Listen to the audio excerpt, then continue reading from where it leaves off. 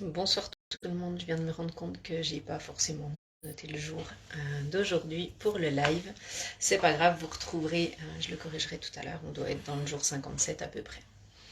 Contente de te retrouver ce soir, on est déjà jeudi, la semaine passe à une vitesse de dingue et j'aime ces synchronicités qui arrivent sur notre route quand la vie prévoit de te faire vivre des expériences que tu comprends et conscientises ensuite, comme lors des accompagnements en fait que je vis chaque jour. Et aujourd'hui, on tombe sur le chakra couronne et j'ai passé une grosse partie de ma journée à observer ce qu'on croit et à essayer d'y amener un sens différent. Le chakra couronne se construit entre autres aussi à l'entrée à l'âge adulte et va nous permettre de recevoir la conscience de ce qu'on vit, de comment on se positionne pour faire les choses dans la vie en général et des histoires qu'on se raconte. On a l'impression d'être embarqué dans nos pensées quand les choses ne vont pas comme on aimerait. Et on se retrouve dans un espèce de labyrinthe où on a l'impression qu'on ne peut pas en sortir. Le chakra couronne, c'est celui qui veut que les choses changent dans la vie, ou plutôt la libération. C'est-à-dire qu'on va devoir choisir dans les histoires qu'on se raconte un positionnement qui est soit celui de je m'attache, je m'accroche et je... La connexion est toujours aussi bonne à cet endroit de la maison. Soit celui de j'accepte ce que je vis, je l'accueille, je l'écoute, je le comprends, je lui parle et je le digère et ensuite j'avance et je passe à autre chose. Cette conscience en fait est un peu comme un lotus au niveau du chakra couronne qui arrive donc ici au niveau du cortex cérébral et nous permet de recevoir la conscience supérieure, du coup les informations qui arrivent du dessus quand vous êtes connecté à votre intuition par exemple. Alors vous pouvez appeler ça un peu comme vous voulez en fonction de ce qui est juste pour vous. Que ce soit Dieu, l'âme, votre intuition, votre ressenti, peu importe. En tout cas, il est associé au pouvoir supérieur qui nous relie aux autres et à ce qu'on vit dans le monde. Alors j'ai plus beaucoup de batterie, j'espère que ça ne va pas couper, sinon je referai un live un peu plus tard. Prendre conscience de ce qu'on vit et de comment on choisit de le vivre. C'est-à-dire qu'on a deux attitudes possibles dans la vie, celle d'agir par peur ou celle d'agir par amour, comme je le dis régulièrement. Et en fait, c'est important d'aller voir dans la conscience, quand tu te positionnes et que tu es embarqué dans ton mental, qu'est-ce qui fait que tu te racontes cette histoire? À quoi est-ce qu'elle te sert? Cette histoire de je peux pas, j'ai pas de chance, j'y arriverai pas, mon Dieu, qu'est-ce qui m'arrive? Ou autour de moi, il n'y a rien qui va. Et en fait, cette histoire-là, elle te sert à quelque chose si tu te la racontes. Alors peut-être qu'elle te sert à te rassurer, à te mettre en sécurité dans une zone de confort que tu connais, parce que tu as été habitué à ce que ça ne fonctionne pas dans la vie avec facilité. Peut-être que tu te racontes que la vie est dure. Peut-être que tu te racontes que tu n'as pas le choix. Tout ça, en fait, c'est des histoires que tu as construites, en fait, de par tes expériences, de par tes apprentissages, de par la transmission, de par la génétique, l'héréditaire, peu importe, que, en tout cas, tu as choisi et auquel tu choisis d'adhérer encore aujourd'hui.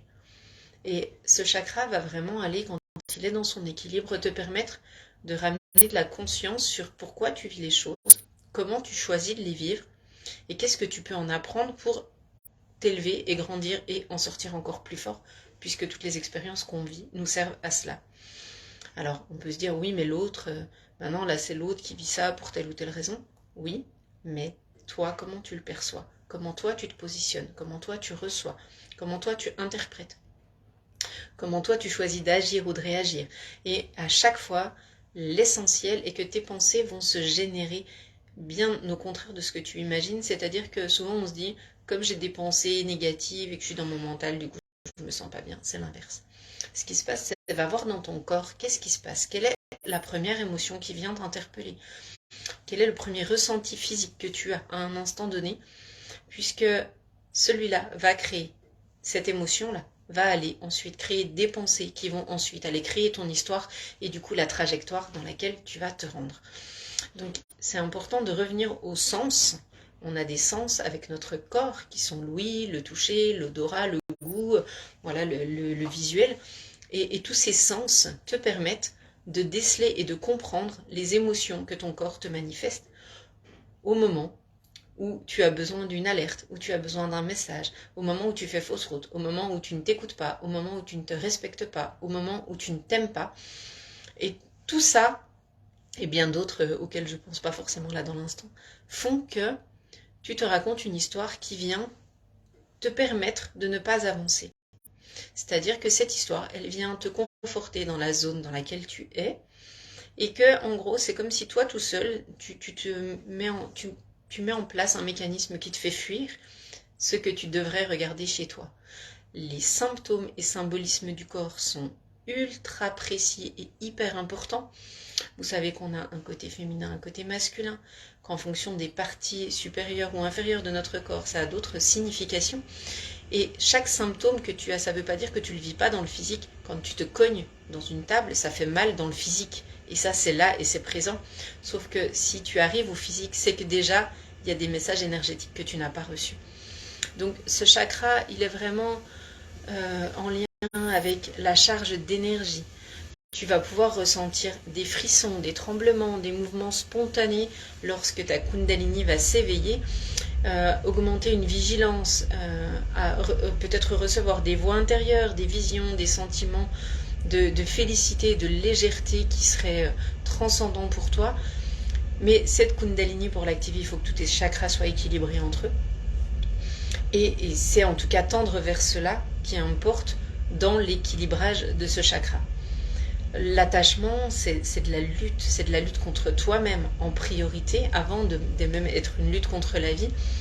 Et on a donc des petites affirmations, ou en tout cas des petites choses qui peuvent nous aider à équilibrer ce chakra, qui va du coup être plutôt une force de guérison, et qui ne sera pas forcément simple à gérer, mais qui va te permettre d'aller identifier quelles sont tes pensées, contributives ou limitantes. Est-ce qu'elles t'appartiennent, ou est-ce qu'elles sont des choses que tu as reçues, qui te sont transmises par ton entourage ou par tes croyances, et d'aller voir à chaque instant, ok, ma conscience, comment je sens que je suis dans ce corps à cet instant, pourquoi je me sens comme ça, qu'est-ce qui se déclenche et qu'est-ce qui se joue réellement à cet endroit, et est-ce que la conscience et la vision que j'ai de ce qui est en train de se passer, on parlait du troisième œil hier, est-ce que cette vision elle est vraiment juste dans mon ressenti, si je suis honnête avec moi? Est-ce que là j'ai fait du mieux que je peux? Est-ce que là je suis la meilleure version de moi-même? Est-ce que je suis dans mon intégrité? Est-ce que j'agis par amour ou par dépendance? Est-ce que j'agis par amour ou par peur? Et est-ce que je fais les choses pour moi et pour l'autre? Ou est-ce que je me sacrifie et que je ne me respecte pas? Voilà, c'est vraiment d'aller ramener de la conscience sur tout ça, pour aller enlever la peur, en tout cas lui permettre de prendre sa place juste et non pas de t'envahir, et du coup permettre à ton mental de s'apaiser, de se poser et d'être reconnu pour ce qu'il est, un super outil quand on l'utilise de la meilleure manière. Donc les affirmations, ça va par exemple être « je suis éveillé et conscient ». Le monde est mon professeur puisque toutes les leçons de vie viennent nous enseigner quelque chose de nous. Je suis guidée par une intelligence supérieure. Et oui, on n'est pas tout seul. Et que tu appelles ça l'âme, l'intelligence supérieure, l'intuition, peu importe. On a tous cette capacité à s'auto-guider. Ce Dieu qui est à l'intérieur de nous aussi. Et là, il n'y a pas de religion. Hein, c'est vraiment par quoi tu te sens guidé. Au-delà de ton petit mental qui, lui, n'est jamais décideur dans rien du tout. La divinité vit en moi et tout est un, puisqu'effectivement, on n'est jamais seul. On a les guides, on a tout plein de choses qui nous aident à avancer de la meilleure des manières pour nous. Allez voir si pour vous ce pouvoir supérieur il existe. Est-ce que tu sens que quelque chose de plus grand est là, est présent pour toi? Et si oui, est-ce que tu as confiance en lui et en toi par la même occasion, puisque vous n'êtes qu'un? C'est souvent les parents qui vont apporter cette expérience du pouvoir supérieur. Et quand on ne leur fait pas confiance, pour une raison ou une autre, qu'on ne peut pas compter dessus, on a tendance à fermer, en fait, l'ouverture de ce chakra.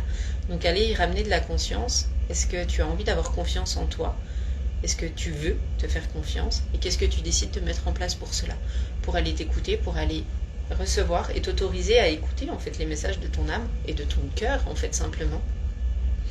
Et aller naviguer avec tout ça. Donc voilà pour le partage de ce soir. Je te souhaite une douce, belle soirée. Je t'envoie plein d'amour et je te dis à demain. Ciao.